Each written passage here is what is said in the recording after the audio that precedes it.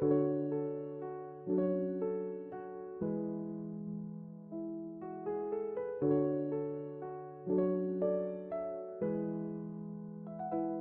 the days when judges ruled over Israel, a time of unrest and uncertainty filled the land. There was a famine in Bethlehem, a small town in Judah. Food was scarce, and families were desperate. One such family decided they could no longer endure the hunger. In those days, being without a husband or male relatives meant uncertainty and vulnerability. Naomi's heart was heavy. The pain of losing her family in a land not her own was almost too much to bear. Elimelech, a man from Bethlehem, took his wife Naomi and their 2 sons, Mahlon and Chilion, and left for the distant country of Moab. It was a foreign land, one that did not worship the God of Israel, but there was food, and they hoped to survive. Orpah finally kissed Naomi and turned back. Her heart was torn, but she did what Naomi asked. Ruth, however, did not move. She held on to Naomi with determination. Where you stay, I will stay. Your people will be my people. Your God will be my God. Where you die, I will die, and there I will be buried. May the Lord deal with me, be it ever so severely, if even death separates me from you. May the Lord deal kindly with you, as you have dealt kindly with me and with the dead. May you each find rest in the home of another husband. Moab was different.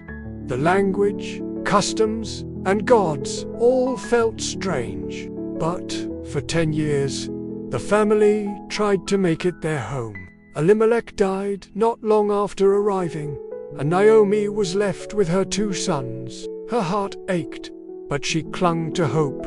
Do not call me Naomi, which means pleasant. Naomi had returned, and with her was Ruth, the Moabite woman who had chosen to leave her own land and follow her. Call me Mara, which means bitter, because the Almighty has made my life very bitter. I went away full, but the Lord has brought me back empty. Why call me Naomi? The Lord has afflicted me. The Almighty has brought misfortune upon me. The journey was long, and their hearts were heavy, but they arrived just as the barley harvest was beginning. When the people saw Naomi, there was a stir. Could this be her? Neither of them knew how the Lord would work through their brokenness, but Ruth had chosen the path of love and devotion. Her journey of faith was just beginning. Could this be the woman who left so many years ago with a husband and sons, now returning with only a foreign daughter? And Mahlon and Chilion eventually married Moabite women. Mahlon married Ruth, and Chilion married Orpah. For a time, it seemed like life was beginning to settle, even if it was far from the land of their ancestors. But tragedy struck again. First Chilion died, then Naomi, once a wife and mother, was now a widow with no sons. Word came that the Lord had visited his people in Judah, and there was food again in Bethlehem. Naomi decided to return home. She had nothing left in Moab. She packed her belongings and began the journey back. Ruth and Orpah, her daughters-in-law, walked with her, but as they traveled, Naomi turned to them. "My daughters," she said gently, "go back to your own mother's homes." She kissed them, and all 3 women wept. Orpah and Ruth clung to her, not wanting to leave. Naomi insisted. "Why would you go with me? I can't bear more sons for you to marry, even if I could. Would you wait for them to grow up?" "No, my daughters. My life is far more bitter than yours, for the Lord's hand has turned against me." More tears followed. "Look," Naomi said, "your sister-in-law is going back to her people and her gods. You should go with her." But Ruth's voice was steady. "Do not urge me to leave you or turn back from you. Where you go, I will go." Naomi saw Ruth's resolve and said no more. The 2 women traveled together back to Bethlehem. "Is this Naomi?" they asked. Naomi replied with sorrow. The people listened, and the news spread. It was the beginning of the harvest, a time of hope and provision. Yet the days ahead would test their faith, courage, and loyalty. Naomi and Ruth arrived in Bethlehem just as the barley harvest was beginning. The fields surrounding the town were golden and full, waving gently in the breeze. Ruth, young and strong, was eager to help provide for them. She had left behind her own family, her homeland, and her gods, choosing to follow Naomi and Naomi's God with a heart full of loyalty and trust. For the first time in weeks, Naomi felt a tiny glimmer of hope stir within her. In those days, the law of Moses allowed the poor and foreigners to gather the leftover grain in the fields during harvest. It was a provision of kindness and justice, and Ruth humbly took her place among the but she still carried the heavy burden of loss. Her husband and sons were gone, and the life she had once known in Moab was behind her. Now, she and Ruth would have to rely on the mercy of others. They had no wealth or home of their own, only a small place to rest and each other. One morning, Ruth turned to Naomi and said, "Let me go to the fields and pick up the leftover grain behind anyone in whose eyes I find favor." Naomi nodded. "Go ahead, my daughter." There was nothing more she could offer, and she was grateful that Ruth was willing to work. She bowed low and said, "Why have I found such favor in your eyes, that you notice me, a foreigner?" So Ruth went out and entered a field to glean. "May the Lord repay you for what you have done. May you be richly rewarded by the God of Israel, under whose wings you have come to take refuge. Let her gather among the sheaves, and do not reprimand her. Even pull out some stalks from the bundles and leave them for her to pick up. Do not rebuke her. Where did you glean today? Where did you work? Blessed be the man who took notice of you." As it turned out, she found herself working in a field that belonged to Boaz, a wealthy and respected man from the family of Naomi's late husband, Elimelech. "You have comforted me and spoken kindly to your servant, though I do not have the standing of one of your servant girls." She carried it back to town and showed Naomi what she had collected. She also gave her the food she had saved from her meal with Boaz. "That man is our close relative. He is one of our family's gods." She was given bread, roasted grain, and all that she could eat. She even had leftovers to take back to Naomi. Boaz was known in Bethlehem for his integrity and generosity, and though they lived simply, hope was beginning to grow in both their hearts. Later that morning, Boaz came from Bethlehem to oversee the harvest and greeted his workers with kindness. "The Lord be with you," he said. "The Lord bless you," they replied. She asked if she could gather grain behind the harvesters, and she has been working steadily from morning until now, except for a short rest. Boaz noticed Ruth among the workers and asked the overseer of the harvesters, "Who does that young woman belong to?" "She is the Moabite who came back with Naomi from Moab," the overseer replied. "Do not go and glean in another field, and do not go away from here. Stay here with my servant girls. Watch the field where the men are harvesting and follow along after the girls. I have told the men not to touch you, and whenever you are thirsty, go and get a drink from the water jars the men have filled." Boaz walked over to Ruth. "Listen to me, my daughter," he said gently. Ruth was astonished by his kindness. Boaz replied, "I have been told all about what you have done for your mother-in-law since the death of your husband, how you left your father and mother and your homeland and came to live with a people you did not know before." Moved by his words, Ruth replied, "May I continue to find favor in your eyes, my lord." At mealtime, Boaz invited Ruth to eat with him and his workers. When Ruth went back to glean in the field, Boaz gave special instructions to his workers. Ruth worked until evening, then she threshed the barley she had gathered, and it amounted to about an ephah, generous amount. Naomi's eyes widened in surprise. Ruth told her, "The name of the man I worked with today is Boaz." A smile formed on Naomi's tired face. The Lord bless him. He has not stopped showing kindness to the living and the dead." Ruth continued to glean in Boaz's fields throughout the barley and wheat harvests. The barley and wheat harvests passed quickly. Ruth continued gleaning in the fields of Boaz, day after day, returning each evening with food for Naomi. Her diligence and humility did not go unnoticed. Boaz often watched from a distance, impressed by her strength, grace, and quiet devotion. At home, Naomi observed the budding kindness Boaz showed her daughter-in-law. His generosity went beyond the law. Naomi began to wonder if there was more in store for Ruth Path. Even the hand of providence at work. "My daughter, should I not try to find a home for you, where you will be well provided for? Is not Boaz, with whose servant girls you have been working, a relative of ours? Wash, put on perfume, and get dressed in your best clothes, then go down to the threshing floor. But do not let him know you are there until he has finished eating and drinking. When he lies down, note the place where he lies." Feeling the coolness at his feet, he woke and turned. To his surprise, a woman was lying there. "Then go and uncover his feet and lie down. He will tell you what to do." One evening, after Ruth returned home from the field, Naomi spoke with purpose. "Spread the corner of your garment over me, since you are a guardian redeemer of our family. Stay here for the night, and in the morning, if he wants to redeem you, good let him. But if he is not willing, as surely as the Lord lives, I will do it."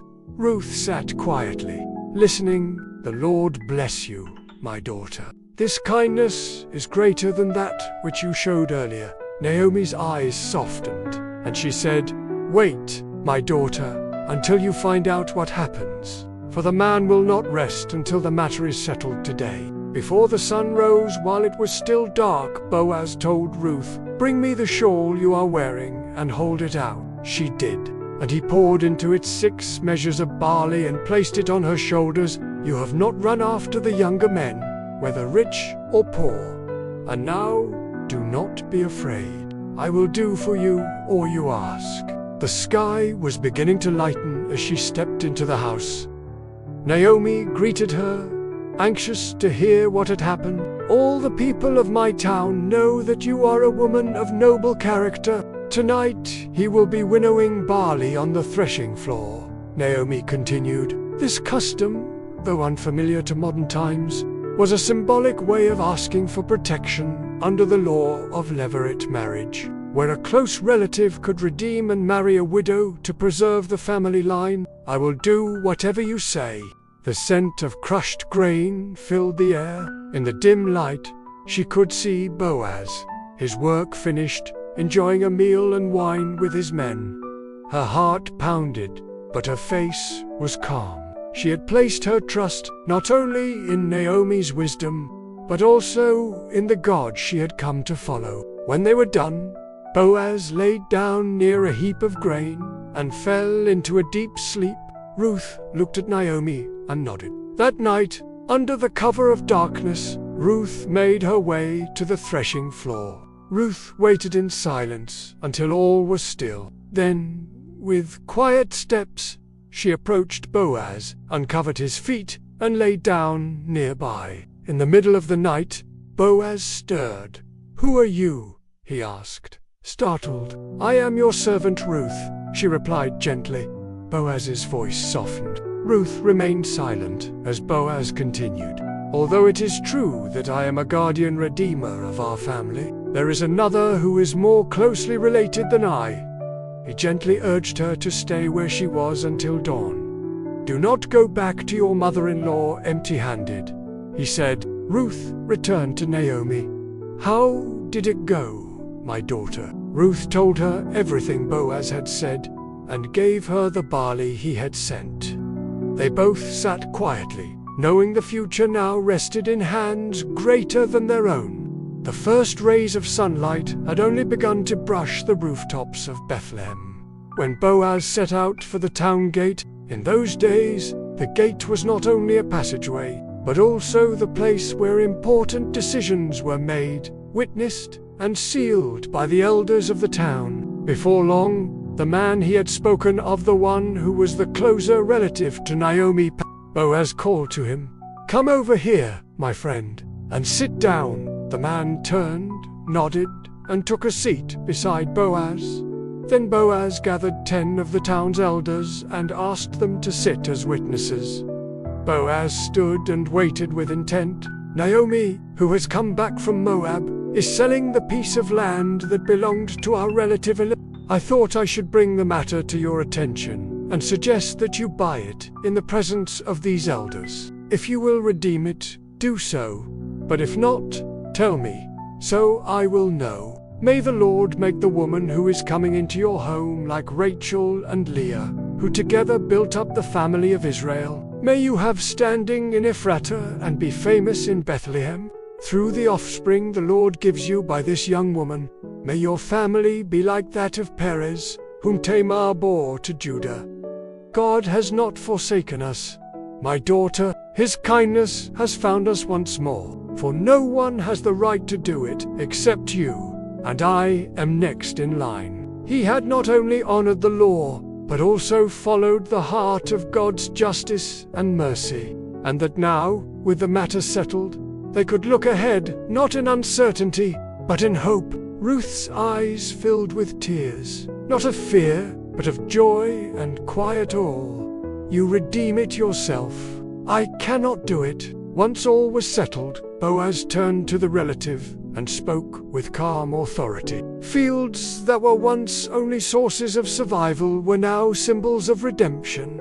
The God who had watched over their journey from Moab to Bethlehem was not finished writing their story. The man considered the offer and replied, "I will redeem it. On the day you buy the land from Naomi, you also acquire Ruth, the Moabite, the widow of the dead man, in order to maintain the name of the dead with his property." Boaz continued without hesitation. The relative paused. A shadow crossed his face as he weighed the new condition.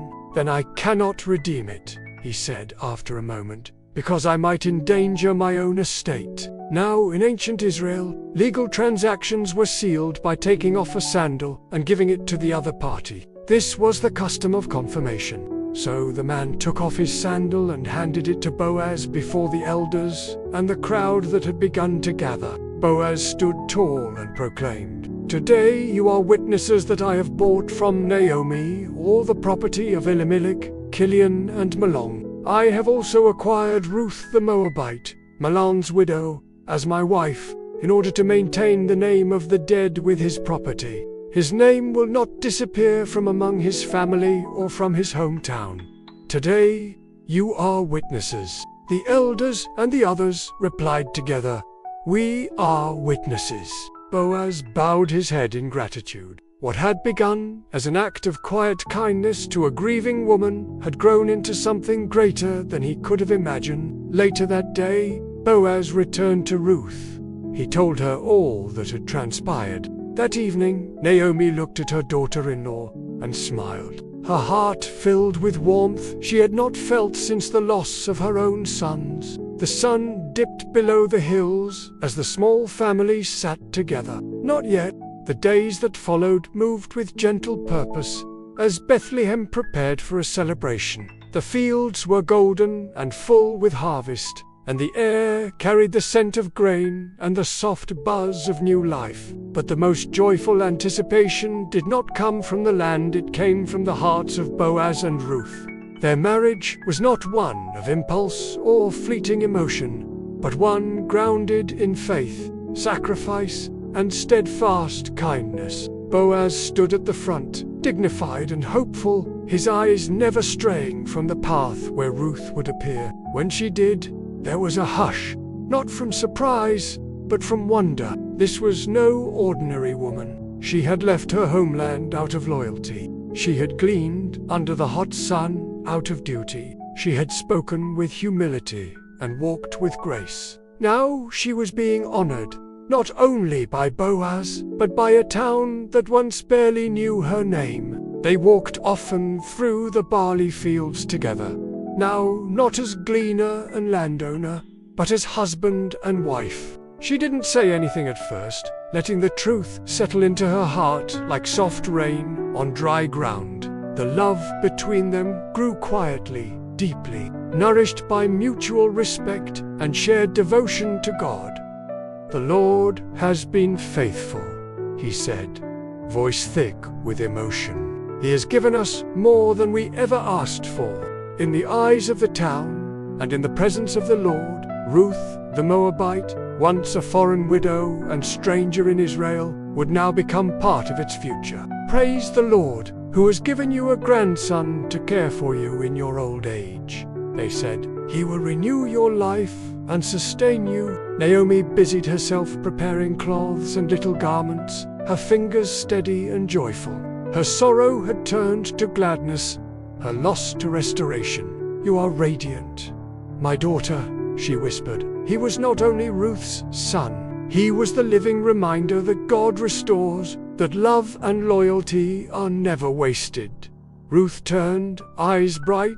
"All I am now, I owe to the kindness of the Lord and you."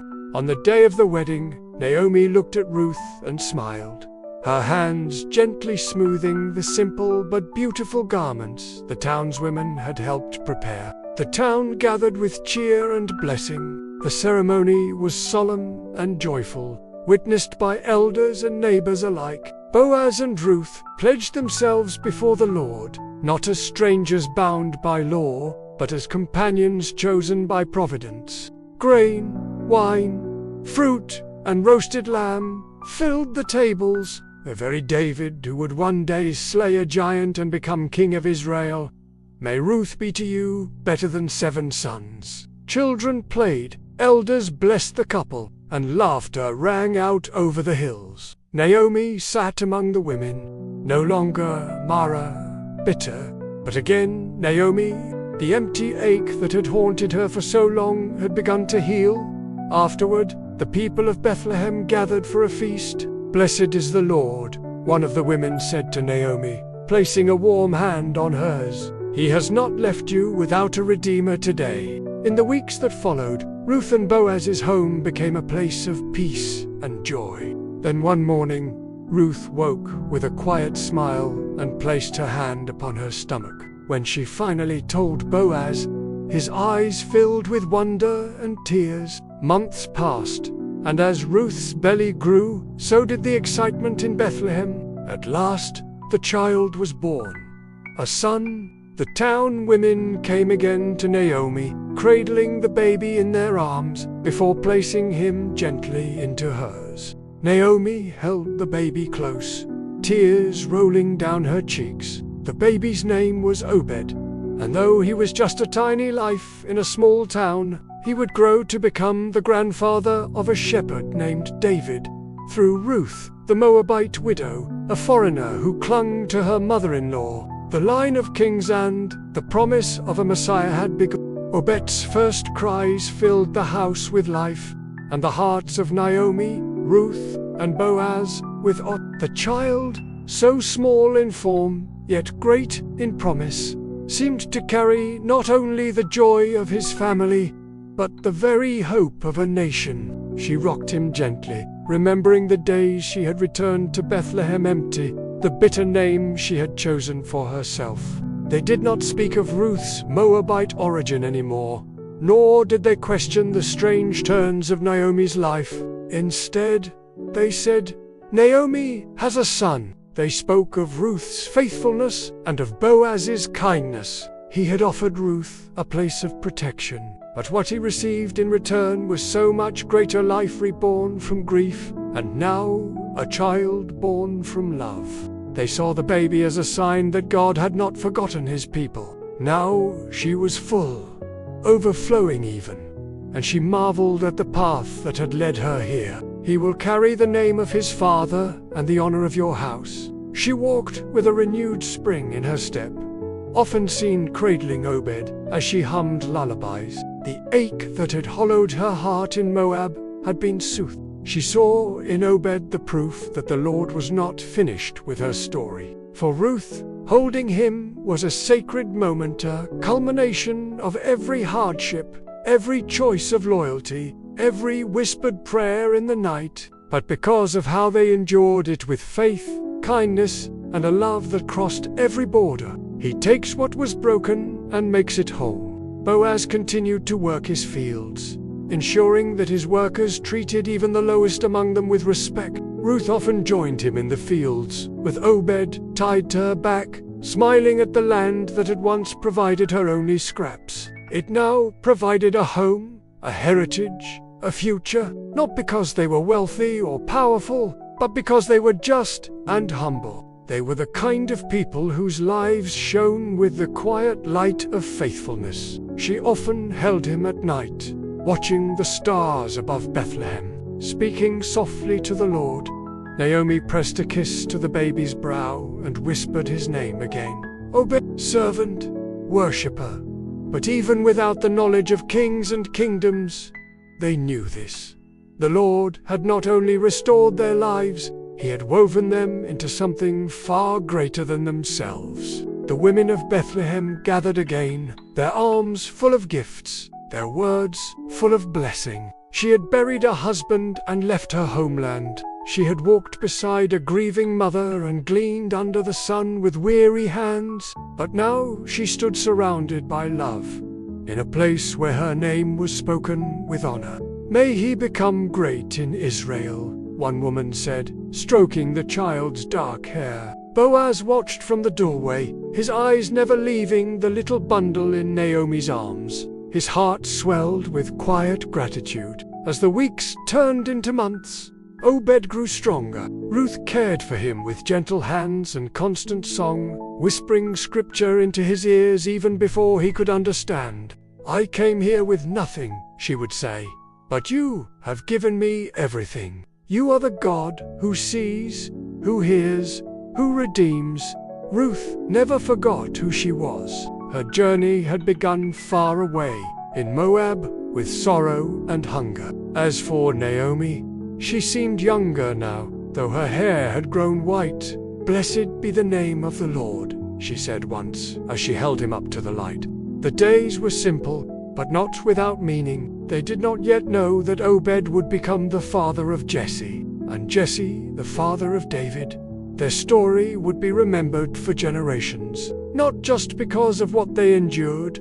In Bethlehem, people spoke often of Ruth and Boaz. And through it all, Obed grew, first crawling, then walking, then calling out for his mother and grandmother in clear, strong words. The story that had begun with famine, loss, and foreign soil had become a story of fullness, redemption, and the first steps of a child destined for legacy. Years passed in Bethlehem, and the house of Boaz and Ruth remained filled with warmth, laughter, and reverence.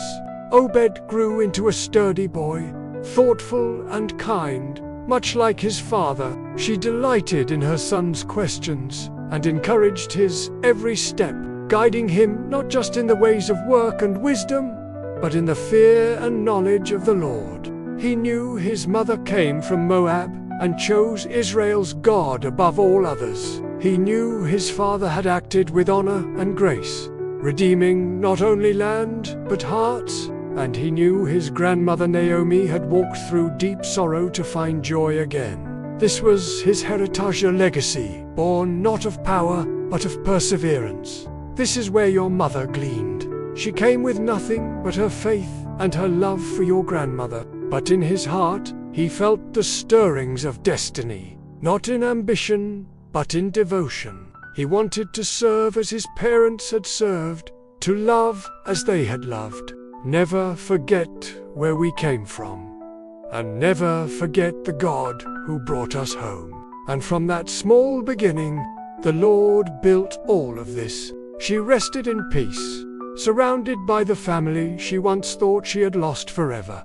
She held Obed's hand and smiled. A Moabite woman who chose God, who chose love, who chose loyalty over comfort. She had no grand army, no crown, no voice in the courts of kings, but her life changed the course of history. Her life was no longer defined by sorrow or foreignness, but by faith and favor. She had known suffering, but also redemption. Yet even in her grief, she was not broken. She had been an outsider, yet now stood firmly in the lineage of Israel. Her name, her love, and her faith would not be forgotten. Once the foreigner, she was now counted among Israel's most faithful. He watched how his father treated workers with fairness, how his mother cared for neighbors as her own, how Naomi, now older and slower, never ceased to praise the Lord with every breath. He learned that greatness was not always in loudness or stature, but in faithfulness, in the daily acts of love that shaped lives quietly and forever. And from David, the line would continue, leading one day to another small child born in Bethlehem, a child who would also bring joy to the world, a child whose birth would redeem not only one family, but all of humanity. Her name had become a testimony, a reminder of God's mercy reaching beyond borders. When people told her story, they spoke of her loyalty, her courage, and the providence that led her to Bethlehem's fields. He loved to help Boaz in the fields and listen to Naomi's stories about the God who parted seas, fed his people with manna, and never abandoned those who trusted in him. And as she leaned her head on her husband's shoulder, she gave thanks. Ruth remained the heart of the home, her days spent nurturing, teaching, and serving. Obed, though young, understood the weight of his family's story. In the town, elders still spoke Ruth's name with admiration. As Obed grew, so did his awareness of God's goodness. Boaz would often take Obed to the edge of the fields and point to the golden barley swaying in the wind. "Do you see that, my son?" he would say. Obed would nod, eyes wide with wonder. He did not yet know that he would father Jesse, and Jesse would father David the shepherd boy who would become king. When Naomi's final days came, she was not afraid. "You are the proof," she told him gently, "that God turns mourning into dancing, emptiness into abundance."